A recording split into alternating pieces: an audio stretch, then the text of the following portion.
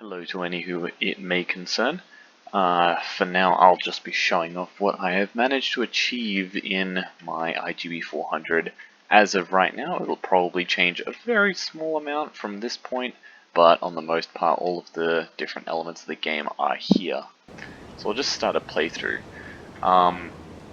Point of note is that on any given build, for some reason the charges, as you see there, the T-posing soldiers won't actually work for whatever reason. They'll just sort of stay spawned up in lines across the two sides and they won't actually interact with anything.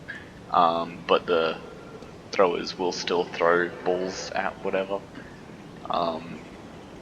This section, it doesn't look like it's going to change. All of the different AI sort of the throwers all throw their projectiles and it's fine. They collide with the player and the player does die. The only exception to this is, for some reason, collision events don't work when the player is completely stationary, and I have no understanding as to why this happens, as all I'm doing is using blueprints to check whether or not a standard on-trigger event is occurring. I see no reason why the on-trigger event wouldn't actually work with any given projectiles colliding while you're stationary, but, you know, it's like that. From here we've got a maze. I believe I can remember how to get through it. I've gone through here enough times. This section of the game isn't too difficult. I may end up adding some throwers, just sort of maybe like on the roof or something.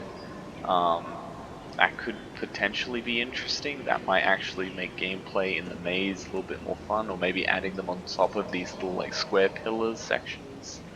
But on the most part, I'm just thinking of leaving the maze alone. From here, this is like just a small platforming area. I could expand this out, but I'm not going to change it in all likelihood. This jump is probably the only difficult part about it. If I can make that, yep.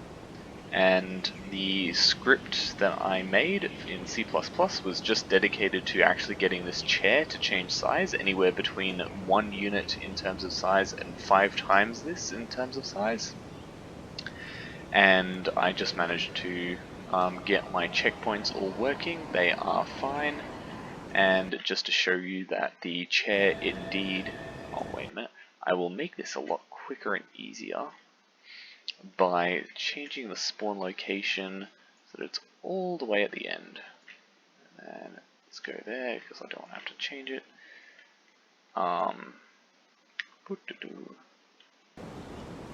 And as you can see, the actual chair on the other side, I can get a closer look, does indeed change size, as it's nowhere near as small as it was before. You can actually see how large it is now. And we'll play it again and see. Yeah, now it's significantly smaller, and it'll just change between those. Just because the script just makes a change between 1 and 5. I intend on making it rotate and other stuff like that, but on the most part the game isn't going to be changing too much. But yeah, that's my recap on what I've done, and anything small I intend to do from now and then. Hope anyone that's listening to this has a good day.